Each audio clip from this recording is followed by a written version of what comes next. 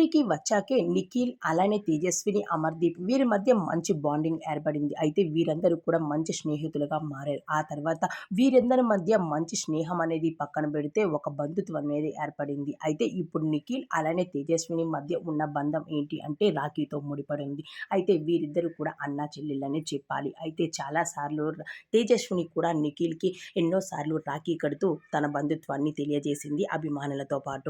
అయితే ఇప్పుడు తన అన్న అయిన నిఖిల్ అయితే స్పందించడం జరిగింది. అయితే రీసెంట్‌గానే తేజస్విని కూడా అయితే తను ప్రెగ్నెంట్ అంటూ అనౌన్స్ చేయడం జరిగింది.